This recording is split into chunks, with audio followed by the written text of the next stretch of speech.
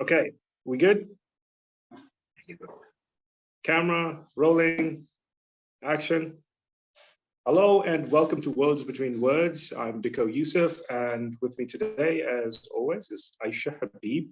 And today is episode 2 of the series, and we're looking at a bildungsroman. We want to understand what is a bildungsroman, but also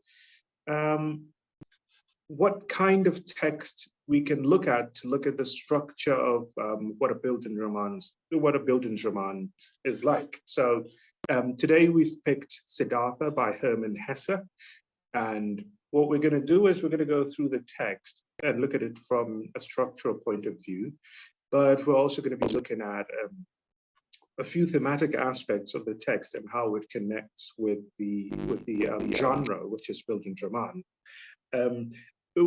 Before we begin, I think it's important for us to understand what the genre is. Because I was looking at literature, I was reading something about this text, and one of the things it says is that it actually is philosophical fiction. Now, in literature generally, because this is intended for first-year students, I just wanted to make a point that in literature in general, terms are not very rigid, right? Terms are not set. If I say this is what a text is, it doesn't give it just one definition because I say this is what it is. It also falls to you as the reader to provide expressions of what you feel that genre encapsulates based off of your reading of what that text is. So if we say this is a philosophical fiction, it depends on your understanding of philosophy. Even though we could say this is what philosophy is, then what kind of philosophy is captured within this text? So that we're looking at Siddhartha today and that we call it a philosophical fiction. There are varying degrees of expressions of extrapolations that you can have as a reader in reading it as that philosophical fiction. But forget that on a tangent, the idea of it being a philosophical fiction. Let's focus on it being a bildungsroman. Now, the term bildungsroman is a German term, and it is two words that are brought together, which is what we call compounding, as you'll learn in linguistics, right? You bring two words together and you fuse them and form one word. So there's building and then there's roman. The building part is education, but some say it could also be seen as formative. So something that influences to a large extent how we begin to see the world, what teaches us or what informs our lenses or perspective of how we read things, how we interpret. So building as a word could be understood as that, education. And then roman is a novel, simply put, in what's it called in German. Now, bildungsroman is a novel that is about the formative years of a character. So usually it follows one character. In that sense, it's usually a kind of a biographical novel because it's following one person. And this particular book that we're looking at today, which is Siddhartha, is a novella. And one thing about novellas is that because it is not as lengthy as a novel, like we saw last week when we were looking at Things Fall Apart, is that a novella does not have the space, that does not have the breathing room to allow for a larger exposition of different characters. So if you have multiple characters in a story, which you do in this story, by the way, you don't have enough space to explore their different stories. Like we had in a compost in Achebe's Things Fall Apart from last week, you could basically look at the lives of different of the characters and how Achebe kind of like guides us through the different lives of the different characters. You look at Anoka, we go back to his childhood and what he was like and how he grows up to become who he is and why that is that Okonkwo does not like his father. We get these backstories to different characters and we're able to consume them as in whole and identify more broadly with their personalities. But if you look at this novella, which is Siddhartha, what you find is quite different, significantly different in that sense, in terms of characterization. You don't have well-formed characters. Even, I think one of the most major characters in the text, besides Siddhartha, who's the main character, who's Govinda, his friend, you see Govinda only in glimpses and in flashes. It's not an in-depth analysis of who Govinda is. Govinda is Siddhartha's shadow. And you come and meet Kamala. Kamala is also Siddhartha's lover. So all these characters, you're looking at them from what? From the perspective of who they are to Siddhartha. You don't say, like we would say about Unoka in Things Fall Apart, that Unoka is not just Okonkwo's father, but he's also what? He's also a lazy person, and he doesn't like to do any work, and he likes to just sit around, drink. He likes to borrow money. He's what do I say? What's the word? He's a lender that you cannot depend on to pay you back his debts. And you can form so many different opinions about Unoka to the depth that Achebe describes him, but you cannot almost to an extent do that with Govinda without having to do a lot of gymnastics with how much you read into his character with the little detail you have in this text. So that's kind of Bildungsroman and Siddhartha as a novella in a bunch. Aisha, I think your video is off. I don't know if you've heard all of what I've said. If you've been able to follow that, and if we could get you on camera once again. So Hermann Hesse was a German-Swiss poet who was born in 1877 and died in 1962.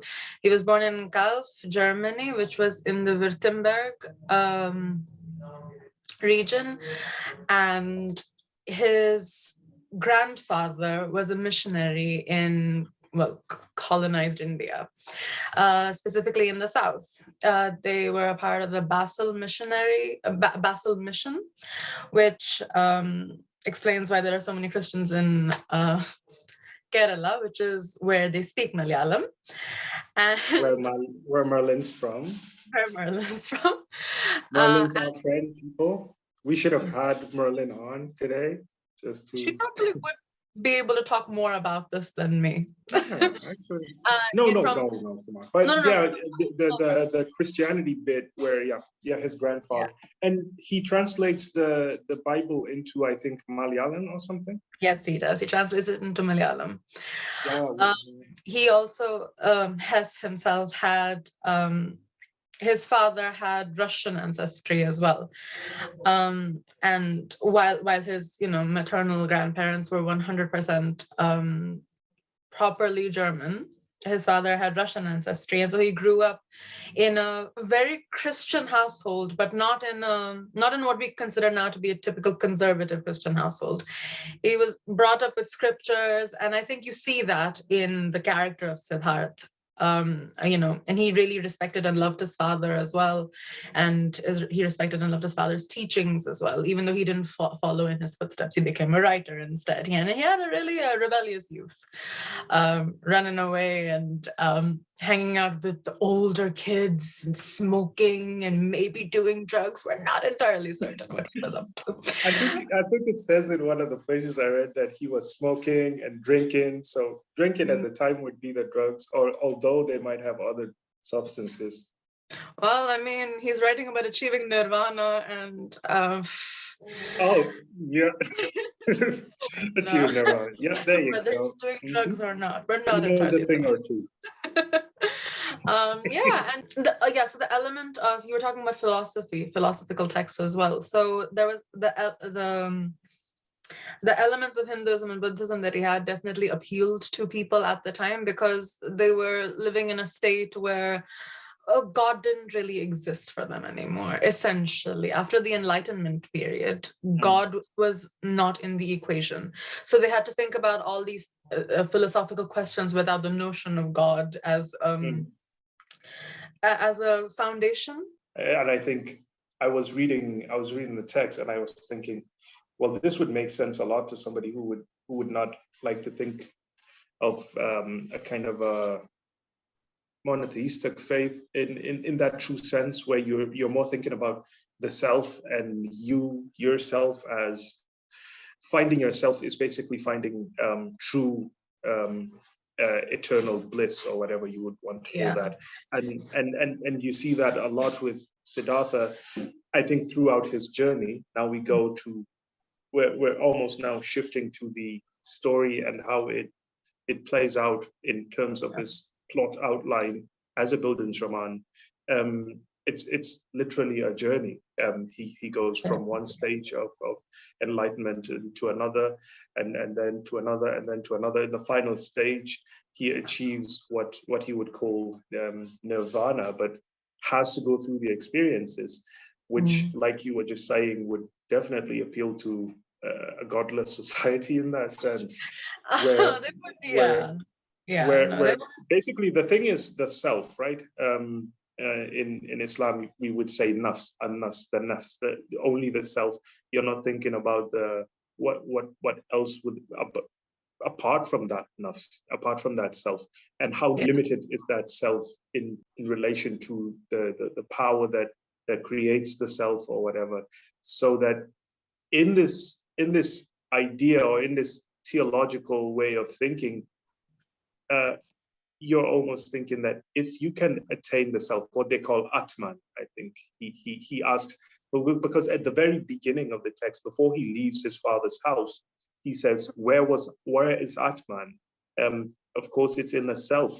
And if it is in the self, then why am I learning? There's no purpose in learning, and there's no purpose in teachers. What you need to do is to know the self. So knowing is more important than learning. He states this very clearly, and this sets the trajectory for the rest of the novel, where he strengthens this belief that I don't need to learn from any teacher or teachings. I need to learn from myself. I need to know myself. I need to know Siddhartha. It's like probably my favorite book. But then you were like, are you sure you understand the concept of what favorite means? Because you told me earlier your favorite text is Dracula, and now you're saying this one is your favorite. Do you really understand what favorite means? You're like, no, seriously, when I read this text, it was very, very enlightening. I loved it, because while he was going through that thought of, okay, what is the highest pursuit that a person should have, blah, blah, blah, I was like, Allah, say God, that's the highest purpose. but then all of a sudden he just goes, the self. I was like, oh, idiot. But let me see how this plays out. Of course he goes pursuing the self, and he keeps going. And it ends in disappointment, which is inevitably what it's going to end in. Or are you just putting your own spin on that? Does it actually end in disappointment? I mean, Govinda's crying at the end, but is it disappointment? Okay, well, look at it this way. What happens is he does find disappointment when he pursues the self. When he kind of gives paramount to the self, he goes, okay, the self is, that's all I'm going to do. Anything, I'm going to go to the childlike people. I'm going to learn from the childlike people. And he starts to fall into, because there's a part in the text where the author is saying, it's kind of like bit by bit, his resilience, his calmness, his kind of high spirituality was being ebbed away bit by bit, to the point where he becomes a childlike person, because he has decided that I don't need teachers, I don't need teachings, I'm going to go for the self. This experience will lead me to enlightenment. I look at this text in 3 stages. The part where he's with his father as a Brahmin, the son of a Brahmin. You could say 4 parts, actually. And then with the Samanas, where he goes into the forest with the ascetics. And then his time with the childlike people, where he earns wealth, loses himself, and then loses the wealth, because he thinks there's nothing to the wealth. And then he comes back to, I think, almost going back to the start, but with the experience that he gains along the way, maybe. Yeah, like a circle, which is exactly what he talks about. A piece of the last piece, I think, of just historical context to be giving here, because Roland Barthes. But Hermann Hesse believed that religion, that everyone came to God in different ways. He didn't believe in Hinduism and Buddhism, even though he read a lot about it, because he had seen his parents practice Christianity, live it. They lived Christianity. And so that is what he believed in the end. Because he was asked this, obviously, because he talked so much about Hinduism and Buddhism. So with that in mind, you could read this text as him showing the futility of this sort of thinking, or perhaps through this kind of thinking, they achieve or they find God.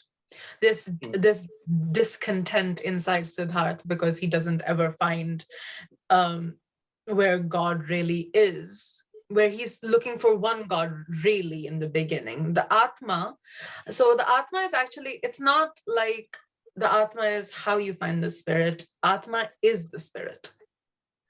So the concept of Atma is, this is your inner self, this is your spirit, this is your soul. That's what Atma actually means in colloquial terms. But Atma in Hinduism also has this added element on top of all of this. This is the inner self, this is the spirit, this is the soul. But every soul has a part of Brahma in it, Brahma being the Lord of all creators. So when he says that the Atma is the only thing that you should care about, the only thing that you go back to, the only thing you ought to really be trying to achieve, what he actually means is that part inside a person that is the creator. And does that not sound like one of... Just before you carry on, I think this is also something that we hear in Islam in Sufi circles, right? In Sufi theology, there's a bit of this where it says God is in everything that he's created. I don't want to go too much into that, but it just kind of came into my head. I must have heard it from somewhere, but sorry, please carry on. Yeah, in Christianity, there is this line in the Bible, or at least it's oft quoted. I'm not sure if it's in the Bible or if it's just in religious teachings, but there's this idea that God created man in his image. Absolutely.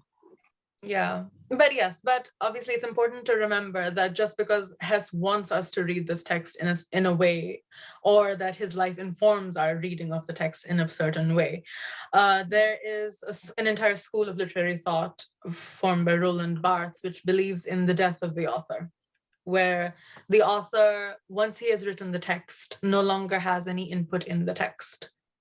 So so it is now just a product, and the author is just a way of interpreting the text. It's not the way of interpreting the text.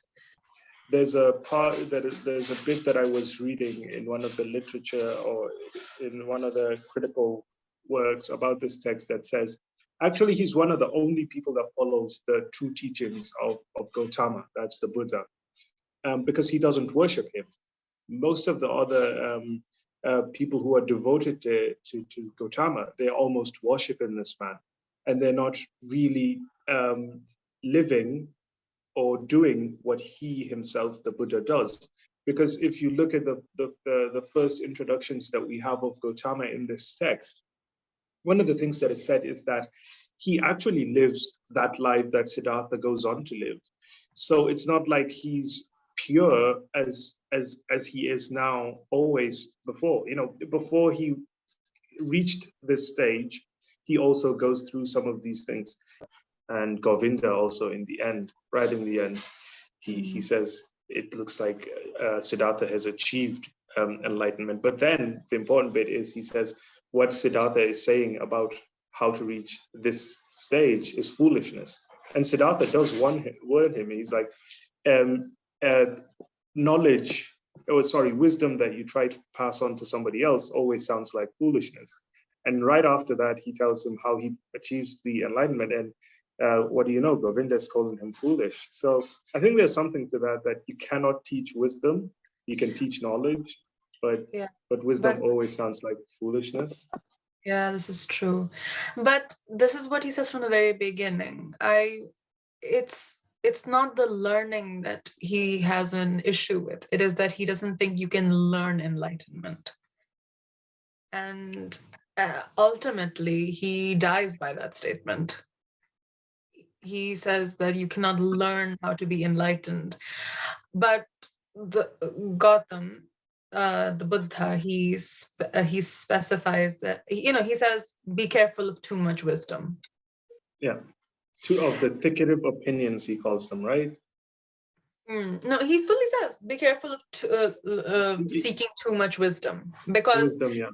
Yeah, because at one point it just becomes self-derivative. And that is exactly, well, for a moment, he decides, you know what, I've spent this entire time trying to learn about my Atma, but really I've been running away from it. I've been running away from myself. I've been trying to hide in the stones, in the rivers, in carrion, in dead, in animals. I've been trying to I've been doing it in suffering. I've been hiding in suffering as well. I've been trying to overcome it, but I haven't really faced it. And so when he finally decides to face himself, I think he says something quite poignant. He says that for the first time in his life, he is completely alone. He does not belong to anything. He is not, and that is loneliness at a level that you only get when you are, well, supposedly enlightened, because how many people are actually enlightened?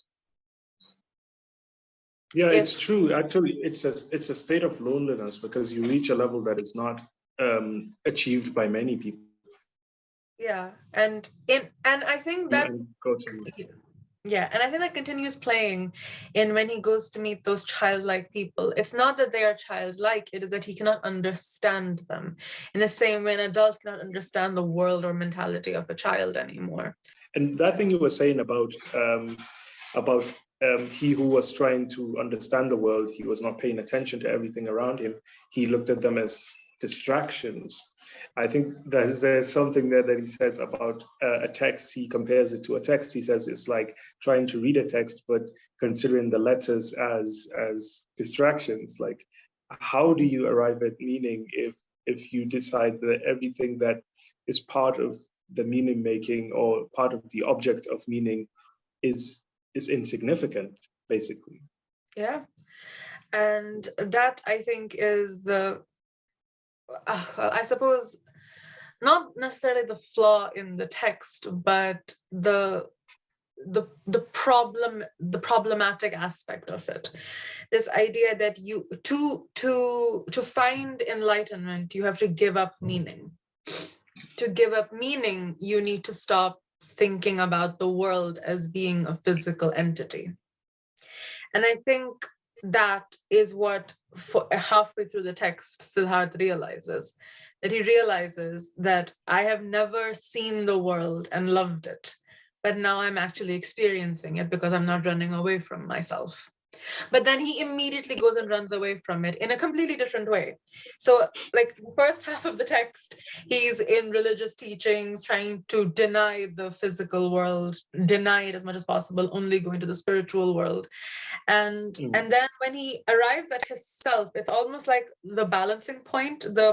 He reaches he comes down from the spiritual world and goes to his self. And then from there onwards, he becomes completely attached to the physical world. He doesn't really gain balance. Yes, and that's right. And right. I suppose in this text, the self acts as the balance, because it is through the self that you are appreciating both the physical world and learning about the spiritual world at the same time. And in a lot of ways, and I think in a lot of ways, Govinda is just the happier person. He's happier with himself because he has something that Siddhartha doesn't have. And I think what he has is something that whenever Govinda is described, he's described as being fearful, of being afraid. And Siddhartha does not have that. Siddhartha takes and accepts everything with a condescension. I think it's one of those things that characterizes him. As soon as he becomes a samana, he says that he looked at the world with a, like almost the veneer of disgust, or like a sneer at the world for being attached to their physical pleasures. Which, I mean, basic food is not a physical pleasure. It is just wanting to eat. But he says that the text itself says that for a samana, this is too much. like normal people going about their everyday lives are to be looked down upon. Which is I think strange in this day and age, because you wouldn't really think of a beggar being someone that can look down upon you. But he does differentiate himself from a beggar as well. He says that I am a samana, I am not a beggar, and a beggar is someone that you know is to be felt disgust for, but a samana is not. But in what way are they actually different? And that's only something he realizes when he decides to, in the middle of the text, when he goes like, I have been hiding from myself, but you know, so I need to actually face myself. And in doing that, he realizes how much he's been overlooking, how much he's not been seeing the things that he ought to have been seeing. And I think in the beginning, when he first sees the childlike people, he realizes that there is pleasure to be had here, like pleasure as in happiness to be found here. But he never actually can approach that happiness. According to Kamala, it's because he's too smart, that they're both too smart to feel this happiness. So has learning too much been the cause of his unhappiness? That's another aspect of this thing. How much is knowledge the thing that makes us unhappy? But isn't that the criticism of Siddhartha, that you followers of the Buddha, you seem to be obsessed with searching. You don't have time for finding. That they're never satisfied to say that, you know, I've reached, I suppose, a position of some form of enlightenment that I can live with. There's always, I'm still searching. I'm still searching. He's like, when would you stop searching? He's like, the oldest of you is still having to be spiritual. At what point do you stop and say you have achieved any kind of blissfulness in that sense? As well, what you said, a thing about him coming from that position of, if you like, spirituality and coming down to the self, and then further down to the world around him, he thinks that he has been elevated to the position as the son of a Brahmin. He's well learned. He knows everything that he needs to know about that aspect of spirituality. Now he wants to come back to himself and then further down to the world around him and dwell for some time in there, because he feels that after learning about the spirituality and everything else, you need to come back down to earth and live among people and pick up knowledge and wisdom from people, which kind of completes that journey of enlightenment, I suppose, in that sense. Because when you talk about what differentiates him from a beggar, I think, you know, he boasts about three things, right? He can think, he can wait, and he can fast. So while a beggar would have to beg, and this is the reason that he gives, I think, is it Kamala? He says, when I first come to this city, if I hadn't been able to fast, I would have to be like a beggar and have to beg for food. And even when he receives cake, rice cake, he's like, I'm not a beggar anymore. I'm not like the samanas in the forest anymore. I don't need this. I'm going to go and find and earn my own keep. Like I don't need this. I'm going to get a job. Like, forget you. So I do think there's a those three things that he mentions: thinking, fasting, and waiting. I think they are very good and very essential for spirituality. If you're not very desperate that you can't wait, then it's gonna lead you to do desperate things. You know, desperate times call for desperate measures. You might do something not very wise. So too is the fasting, because it's linked to that waiting. You're waiting until you can have something to eat, and also thinking, meditating, being an actual person, and I think in general that's what he kind of feels makes him distinguished. One of the things that I really loved about this book is how much he goes into spirituality. For me personally, reading it, and I do come from a faith background like yourself, you know this. So when I'm reading these things, I'm like, okay, this is where I differ from him. This I can just look at it and go, these are the things that I probably wouldn't take on board, but these other things, they make sense. You know, all good. It's not too bad. You know, it's wisdom, is lessons that you can pick from, and that's another thing about a bildungsroman. It's always about it's always teaching you something. At the very end, Vasudeva says to Siddhartha, who kept Samana Siddhartha safe from samsara, from sin, from regret, from all those things? Because right at the end, you almost forget this entirely. I remember when I first read this book, I completely forgot that actually Siddhartha leaves his father and never goes back. And now his son is leaving him, and he's getting so upset. And then he looks into the water, he looks at his reflection, his face resembles his father's face. And then he remembers what actually he does to his father. He goes away and never comes back. And what are the two things that his father says to him? He says, if you should find enlightenment, come back and teach it to me. If you should find disappointment, come back to me and let's carry on praying. But he does neither. On his way back to his father's house, he falls into the river. I think was it fall into the river? I can't remember what he does, but he decides, you know what? There's nothing for me to go back to with my father. I'm just going to go my own way.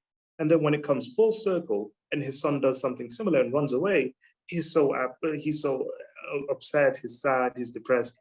And then he just realizes, you know what, this is exactly what I did to my father. And I suppose this was one of the things I also wanted to ask you about. What was your impressions on the text? What did you think about the text?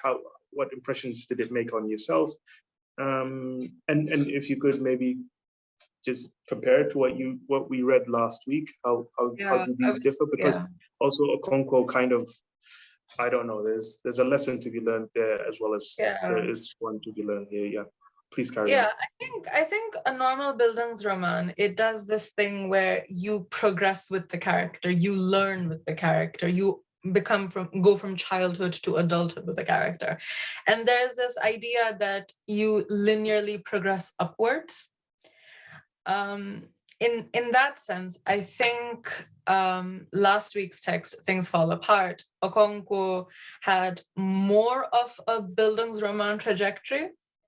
He consistently learned more. He progressed and became more. But in this text, I feel that there's definitely an element of cyclicality, like you said about the father and the son, and then the son being the father. But there's also, like at the beginning and the end of the text, he is living an ascetic life. He is living a life of calmness and serenity. And the only real difference is that in the beginning, he's dissatisfied with this life. And by the end of it, he is an unknowable creature that makes Govinda cry. And in the middle, you have both an excess of emptiness, which is when he's a samana, he tries his level best to empty himself of all things and consistently fails at it because you cannot ever truly empty yourself.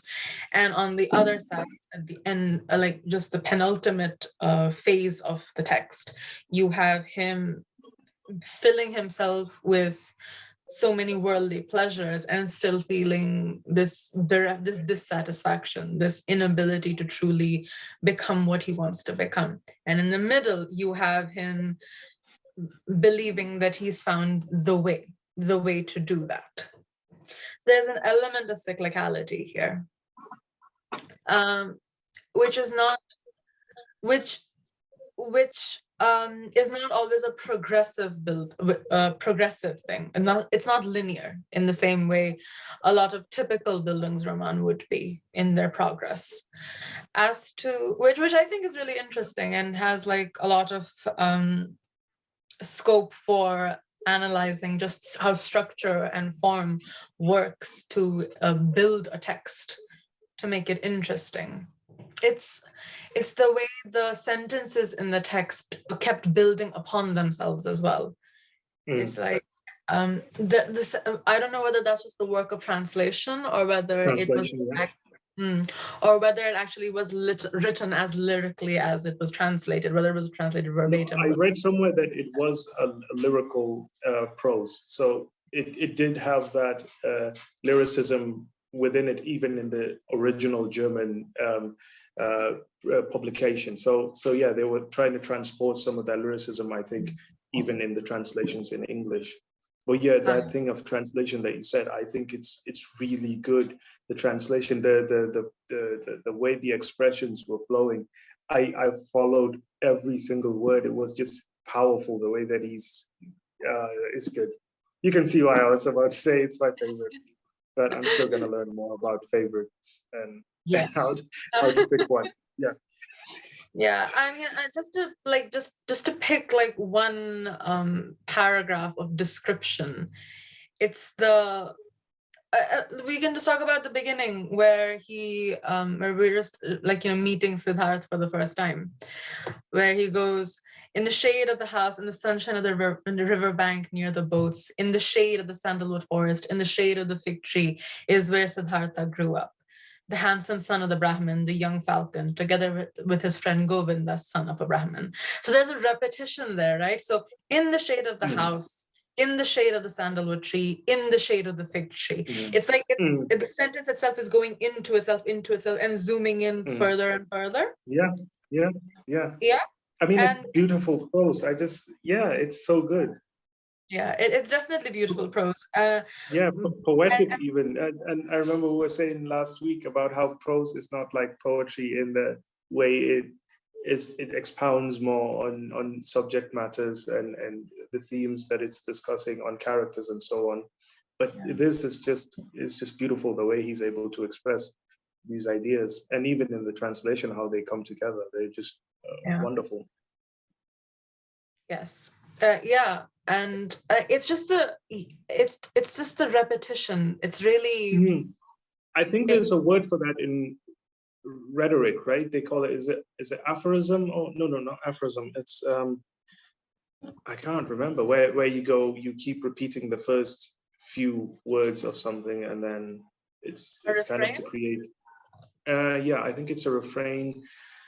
I can't remember, but it's like when Churchill says, "We will fight them in the beaches, we will fight them in the landings," or something. We will fight them. He was describing basically an invasion, but he was kind of reinforcing that sense of strength, pride, and we're going to defend ourselves even if they come to the streets. We're going to fight them. But the way he was saying it is just like a very powerful speech. Yes, we will do it. And then when it's actually happening, he's already laid out to you what you're supposed to do. Go out and fight. So yeah, it's beautiful rhetoric language, and I loved it for that so much when I was reading the text. No, there's a certain lyricism to it, and he is Hermann Hesse is a Swiss poet. He's a German Swiss poet, and I think that really comes out in how he writes. He definitely writes in a very poetic manner, but because he writes in a poetic manner, the text feels more philosophical, so it changes the tone of the text. I think it would be less philosophical, and indeed would lend less to the structure that is cyclical. It would feel less cyclical if he didn't write like this. Even his sentences are sort of spiraling in the same way that he's trying to achieve this. In achieving nirvana, you go through multiple cycles until you... Yeah, there's a part where they called it, he says it's not a circle, it's a spiral. Because you're going up. Yes. Yeah. Whereas Siddhartha is just like, no, all we're doing is going around in circles, and Govinda is, no, we're going around. Yeah, Govinda's like, it's a spiral. We're always elevating to different levels. Yeah. True. Yeah, but I think in some ways Siddhartha's journey to achieving enlightenment, I think, it's important that in the text itself, we are aware that it is only his journey, or rather he is aware that it is only his journey. He says to Govinda, I hope you gain a salvation through this, through following the Buddha, but I can't. This is not something I can do. He tells the Buddha that, I need to learn from myself. I feel like there is a gap in what you are saying. There's nothing wrong with what you're saying, but there's a gap in it. And I need to fill that gap. Otherwise, I can't I can't believe in what you're saying. Although I believe in everything else, and I definitely I believe you've achieved enlightenment. That gap really bugs me, and it's something that you can't teach me. It is something that I have to learn for myself. Yeah. But he understands that Govinda is not like that, because to what extent can you be apart from the world if you believe you are the same as everybody else? He doesn't believe he's the same as everybody else, and nothing in his life has made him think that. His journey to enlightenment had to be from himself, because he didn't think he was at the same level as everybody else. So how could he be taught by people he does not believe to know more than he does? And even with the Gautam, he's just like, with the Buddha, he's just like, oh, you've achieved enlightenment, and I respect that. You are the only person I would ever lower my gaze at. But you've already kind of what he's it. saying. Yeah, kind of what he's saying is also like, if I'm going to be like you, then I can't just limit myself to what you're telling other people, because exactly it's almost like in reaching your level, it's like there's an aspect that A, you cannot teach, and B, probably I will need to go and find elsewhere, which staying with you like the others are doing is not going to get me there. So I'll have to leave your teachings and go and do it out for myself. Yeah, do it for myself. Figure it out for myself. Yeah. Figure it out for myself, because I cannot trust anybody else to do it for me. Because if by this point no one ever is going. That's the thing too, yes, because all the people are following your teaching, they're following you, so kind of like you're the venerable one, and there's no one getting to that veneration level of veneration like you. So how do we all reach that level? And he also, I think there's a recognition in that not everybody gets to be at that level. And so there's going to be this crowd, but if there are going to be people like us, me and you, who have reached that enlightenment, we're going to have to go a step further and do something different than what everyone else is just doing. Yeah, but he's satisfied with his life in the end.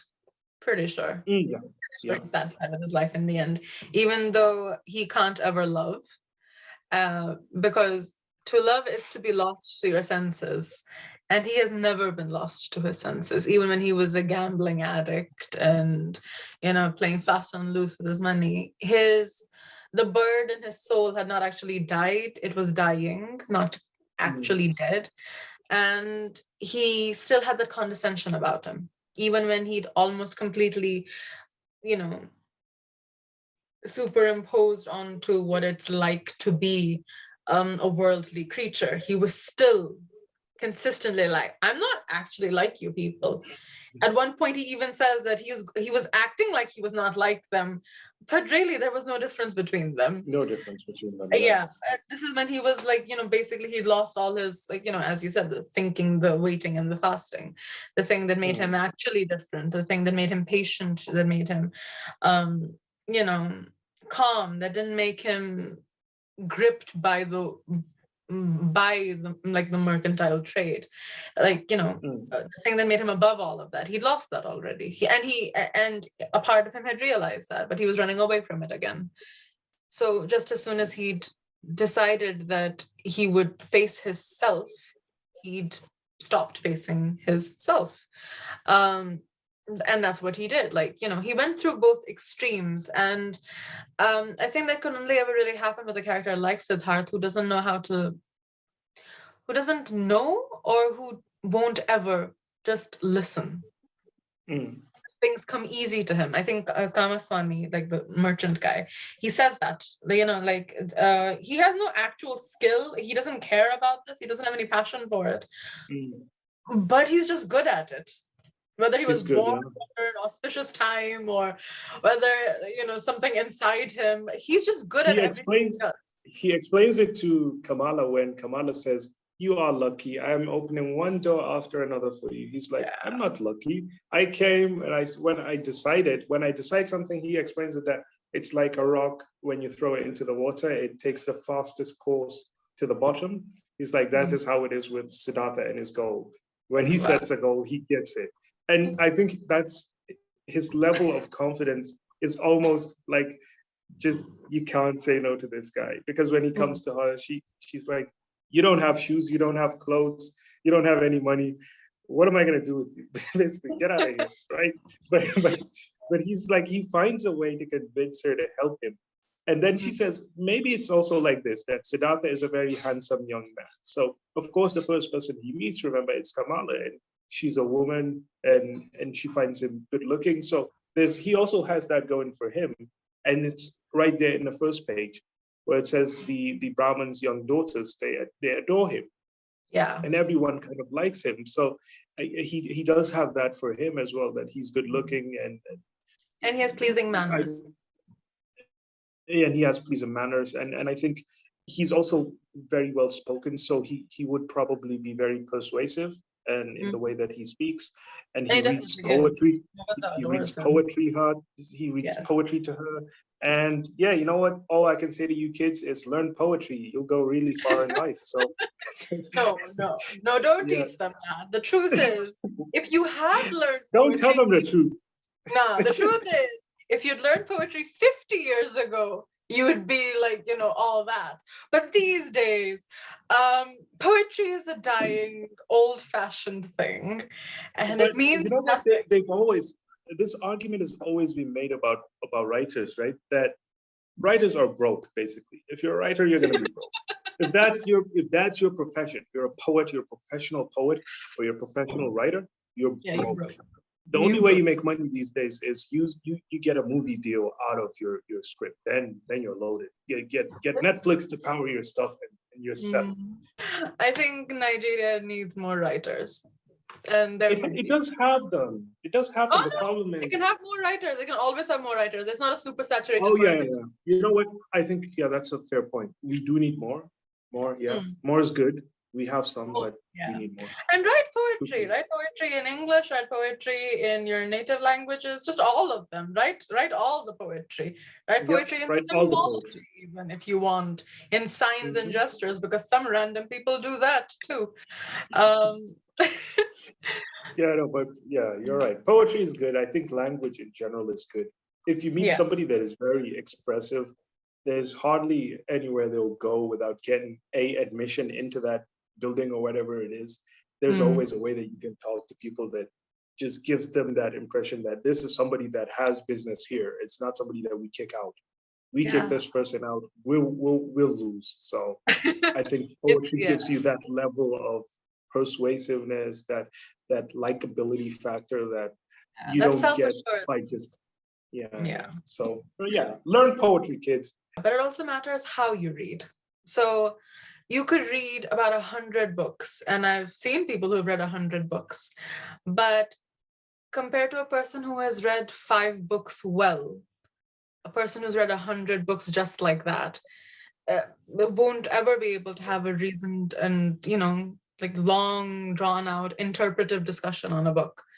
And what do you gain from just reading words? And that's I think that's a very good point. Reading well, not just reading, but also reading well. Because I tell you that this book, Siddhartha, I've read it at least probably 8 to 10 times.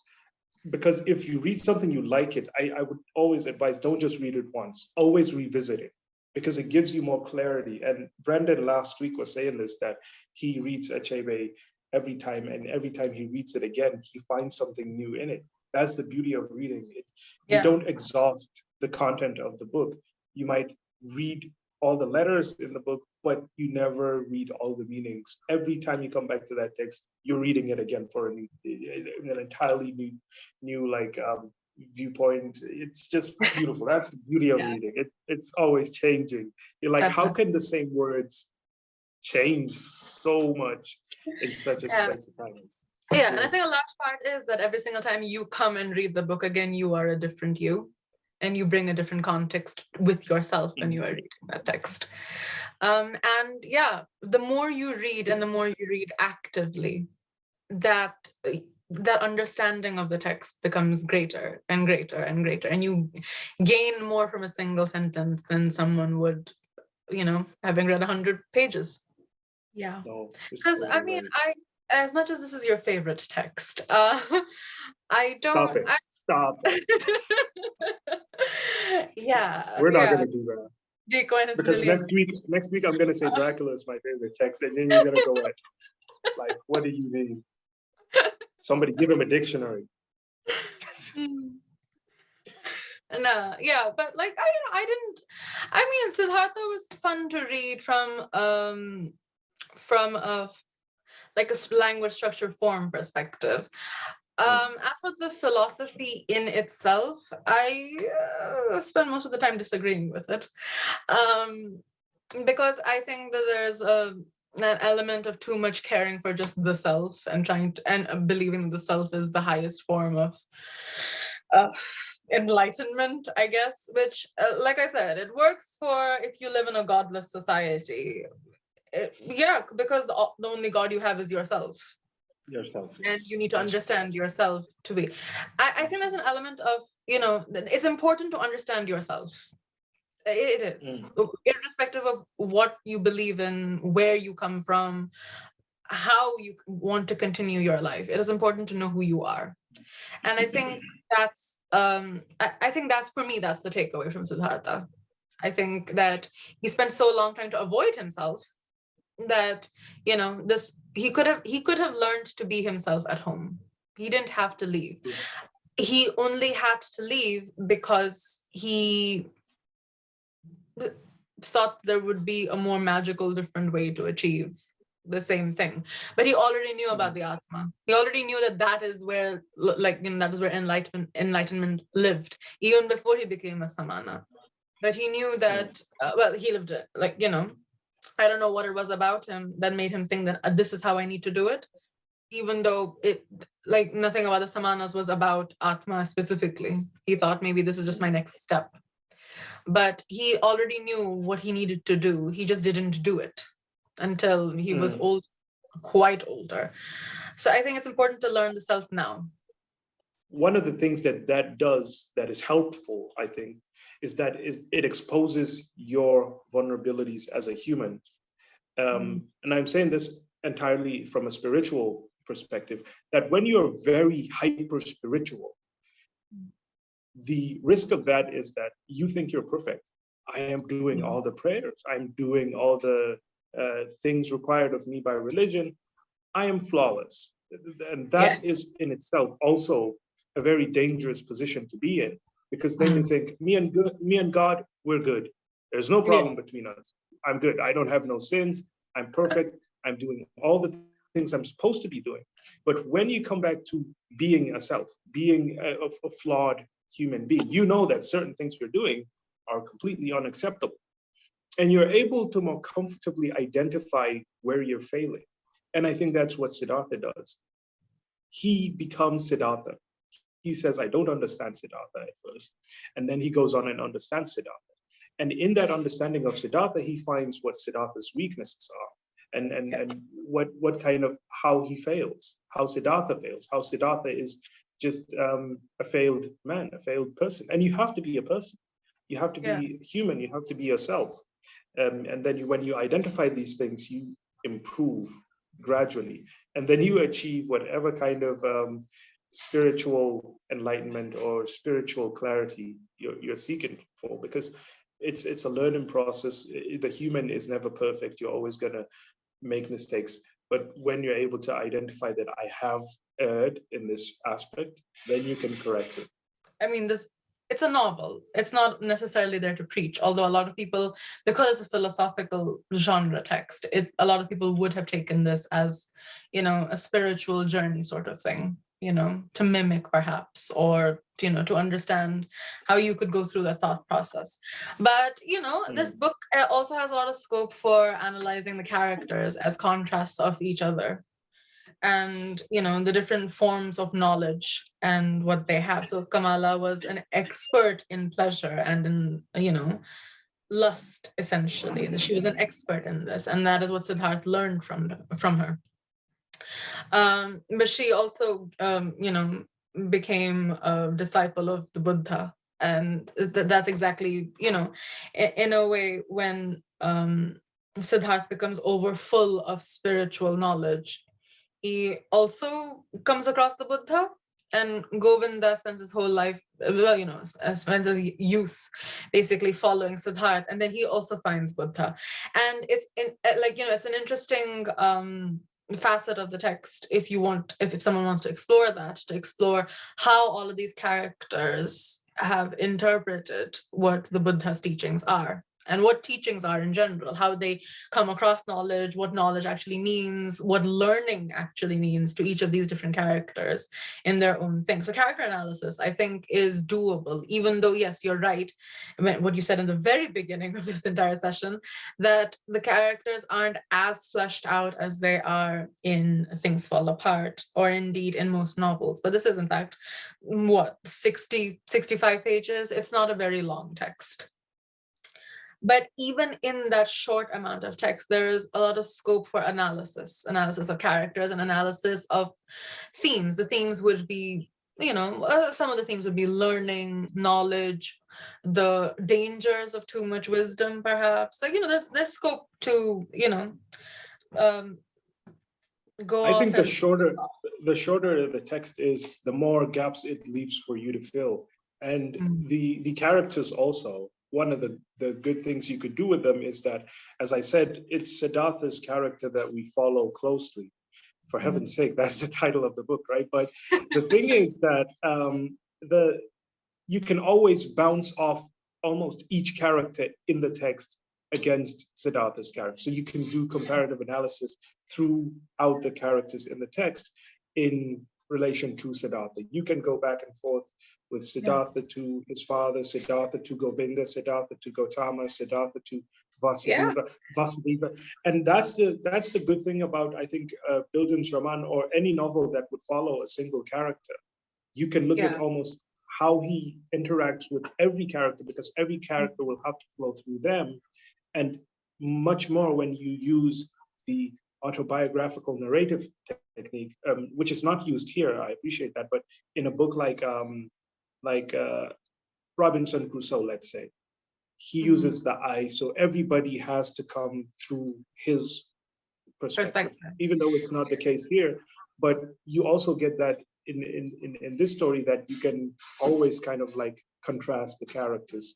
And you can contrast them as functions as well. You don't have to just contrast them as people. You can contrast them as functions. Like the function Vasudeva plays in Siddhartha's life is, contrasted with how Kamaswami, what Kamaswami's function is. He says to Kamala that he says to Kamala that you know me better than Govinda does. In his own head, he says that. We can compare how Kamala is to Siddhartha versus how Govinda is to Siddhartha. Who actually knows him better? Like, who, the different forms of love. What, like devout love, which is what Govinda had for Siddhartha. How is that different from the pseudo lustful, like the pseudo love, not full love that Kamala has for Siddhartha? Like, how different forms of love work as well. So there's loads, basically. Characters as their function is also really important. Like, you can contrast Siddhartha's father to Siddhartha's son. You can contrast them as well, if you really, You can even look at, I think, Vasudeva, the ferryman, and I want to say Gautama for some reason.